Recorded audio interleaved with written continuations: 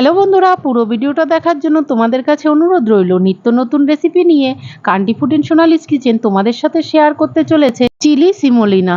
আর এটা কিভাবে তৈরি করলাম সেটাই তোমাদেরকে দেখাবো। তাহলে চলো দেখে নেওয়া যাক। তার জন্য প্রথমে একটা বাটি নিয়েছি, তাতে এক বাটি সুজি নিয়ে নিলাম। আমি ছোট বাটির এক বাটি সুজি নিয়েছি, 100 গ্রামের মতন।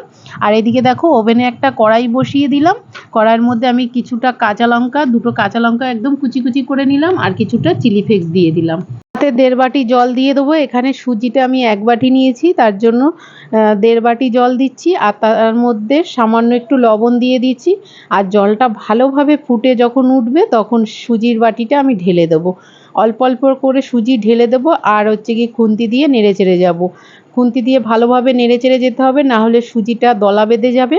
আর এই সময় গ্যাসের ফ্লেমটা একদম লো করে দিতে হবে। এই লো মিডিয়াম গ্যাসে রেখে আস্তে আস্তে সুজিটাকে রান্না করে নিতে হবে, যতক্ষণ না সুজির থেকে জলটা টেনে নিচ্ছে। আর যখন দেখবে কড়াই থেকে সুজিটা ছেড়ে আসছে, তখন ভাববে যে সুজিতে আর একটুকু জল নেই, ভালোভাবে পুরটা আমার রেডি হয়ে গেছে। দেখো একদম সুজিটা শুকনো হয়ে গেছে। আমি নামিয়ে নিচ্ছি। থালের মধ্যে একটুখানি তেল দিয়ে দিয়েছিলাম, সেই থালের মধ্যে নামিয়ে নিলাম। আর ঠান্ডা হওয়ার জন্য একটু হাত দিয়ে ছড়িয়ে দিয়েছি।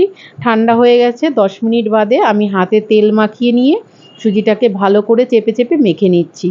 ভালোভাবে ঠেসে ঠেসে মেখে নিতে হবে, যাতে সফট একটা ডো তৈরি হয়। যেমন আটা ময়দার ডো আমরা বানাই, সেরকম যাতে সফট হয়।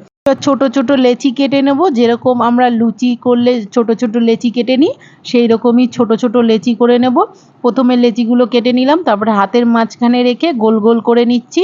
আর দেখো গোল করে নিচ্ছি। আর এখানে আমি একটা বোতলের মুখ নিয়েছি, সেই বোতলের মুখটা দিয়ে এরকম গোল করে ডিজাইন করে নিলাম।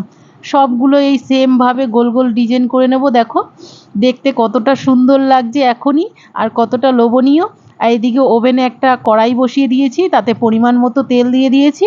প্রথমে তেলটাকে ভালোভাবে গরম করে নিতে হবে। যখন ভালো গরম হয়ে যাবে তখন মিডিয়ামে করে দেবো গ্যাসের ফ্লেমটা।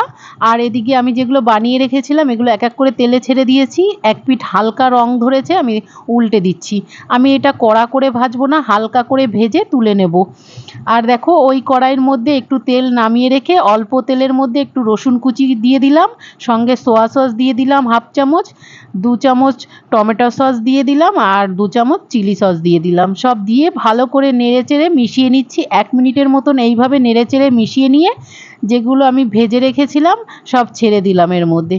ছেড়ে দিয়ে এটাও আবার 1 মিনিটের মতন এইভাবে নেড়েচেড়ে রান্না করে নেব। দেখো দেখতে কতটা এখন লোভনীয় লাগছে। ব্যাস তৈরি হয়ে গেল চিলি সিমোলিনা। বন্ধুরা এইভাবে অবশ্যই তোমরা একবার বাড়িতে ট্রাই করো।